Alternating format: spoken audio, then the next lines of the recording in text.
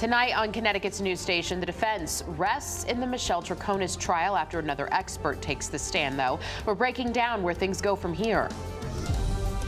We don't want any more sniping. We don't want finger pointing. We want people coming to the table with solutions.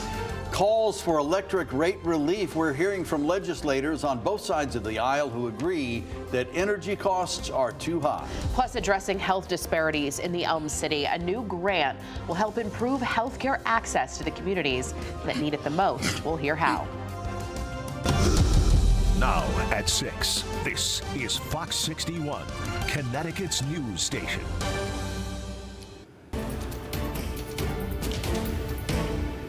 Good evening and thanks for joining us for the Fox 61 News at 6. I'm Brent Harden. And I'm Sarah Sanchez. Following 27 days of testimony, the defense in the Michelle Troconis trial wrapped up its case. The defendant herself deciding not to take the stand in her own criminal trial. Fox 61's Julia LeBlanc has a breakdown of the trial.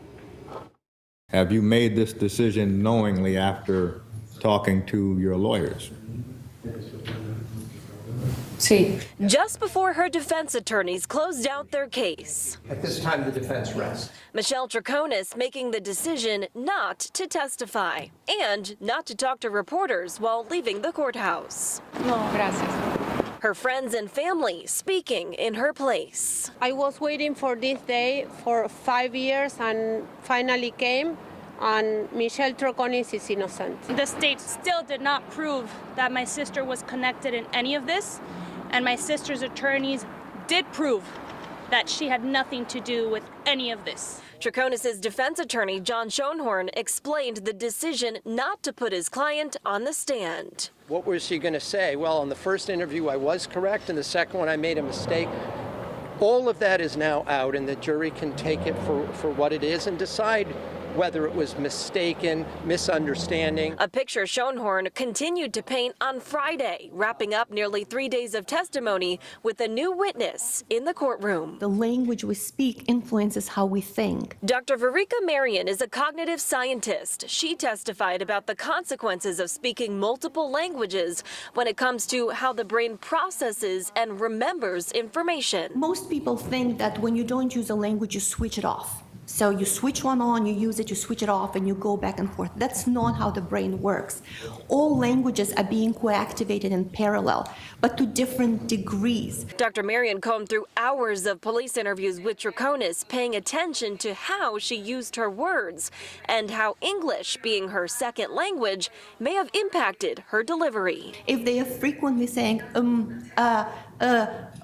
pausing, that's a sign that they're disfluent in the other language. Concluding from the interviews that when it comes to speaking or understanding English, Troconis falls somewhere in the middle. There is an opportunity for miscommunication.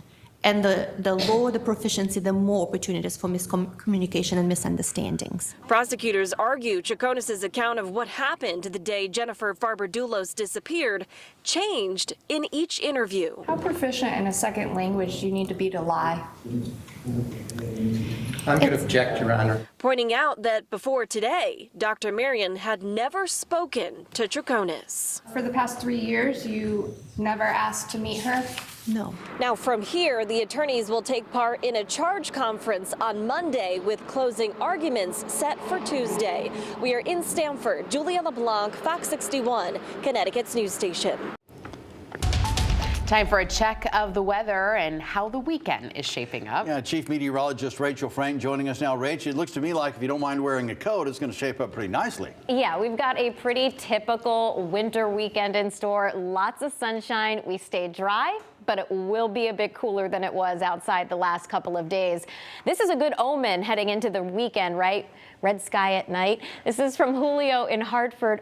I just love the waves of color here that we're seeing due to the cloud cover. Absolutely gorgeous shot. Thank you for sharing it with us. We got so many pictures and I'm going to be sharing them throughout the show. But I wanted to show you there's still some rain, very, very light rain in southeastern Connecticut. It is starting to retreat ever so slightly, but there's still a few drips around Griswold. As you head farther south, Quaker Hill, Groton, Niantic, Stonington, all seeing this. But as we head towards 8 o'clock or so, this will all be out of here, and then we're on our way to a really stellar weekend. Temperatures right now are in the upper 30s to right around 40 degrees for most of the state, although middle 40s right now for New Haven. And temperatures are actually going to stay mild tonight. We'll only see low temperatures that'll fall back into the 30s towards daybreak. But the problem is the numbers don't move very much tomorrow. So we start and finish in the 30s. Maybe we climb a degree or two during the course of the afternoon, and then we fall back again, and it is quite chilly for Saturday night. But the chill is behind us for next week. We're talking 50s in the 7-day coming up.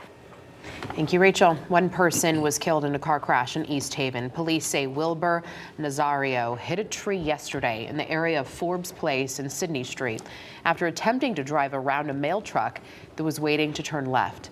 Nazario was taken to the hospital where he died. The crash is under investigation. A New London man is dead after the car he was riding in crashed while fleeing police. This happening on Route 12 around 9:30 last night. A police officer was attempting to pull over a driver when they sped off and then rolled over their car. One of the passengers in that car, Aaron Baldwin Jr., was taken to the hospital where he was pronounced dead. Police say the driver and a second passenger were able to get out on their own. It's unclear if the driver faces any charges. Well, today, Republican lawmakers unveiled proposals they say will bring customers relief on their electric bills. Eversource and United Illuminating have requested double-digit rate hikes for customers. Fox 61 political reporter Emma Wolfhorst spoke with legislators on both sides of the aisle. So, Emma, what are they suggesting?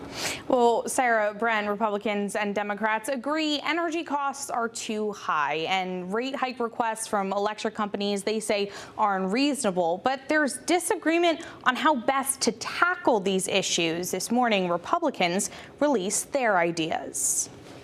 Every single month, it is the highest bill they get in their home. Republican lawmakers say Connecticut residents are fed up with high energy costs, and so are they. It's not acceptable that we have the second highest electricity costs in the entire continental U.S. Connecticut does have some of the most expensive energy bills in the country, about 38% higher than the national average. Utility companies say lots of factors are to blame, like geography and market costs for energy going up.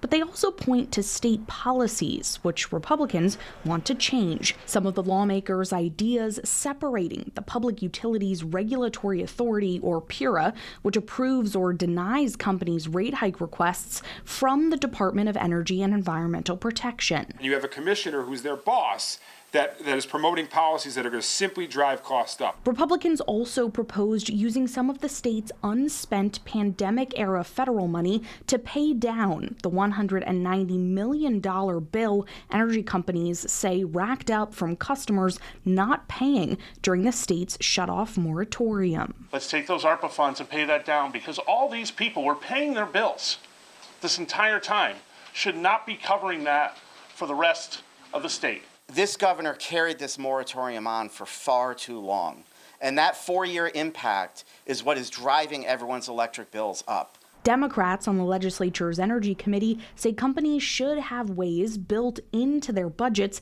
to cover the bills of customers who couldn't pay during the pandemic. And when it comes to changing the structure of PURA, what I hear from my colleagues on the other side of the aisle is give them a blank check. Just succumb. Don't have an adversarial relationship between the regulator and the utilities. Quite frankly, it's supposed to be adversarial. You should hold the utilities accountable. That's their job. And Senator Fazio, ranking member on the legislature's Energy Committee, tells me Republicans will be raising an energy proposal bill in committee in the next week. Sarah, Brent.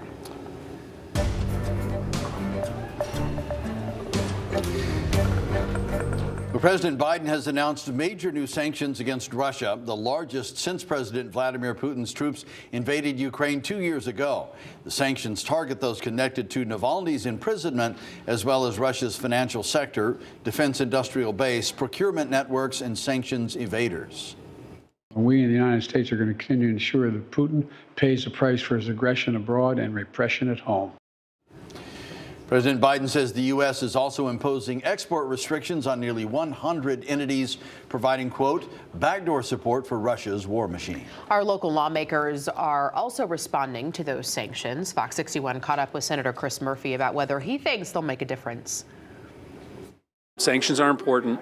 I support the administration's announcement of new sanctions, but ultimately sanctions can't win this war. Only Ukraine can win this war, and they need additional help from the United States. Senator Murphy wants Congress to pass an aid package to support Ukraine. Well, still to come here on the news at 6, new details just into the newsroom surrounding the death of a woman whose body was found on a college campus. We'll have an update next. And South Carolina voters are getting ready to head to the polls for their primary. We'll take a look at the numbers coming up.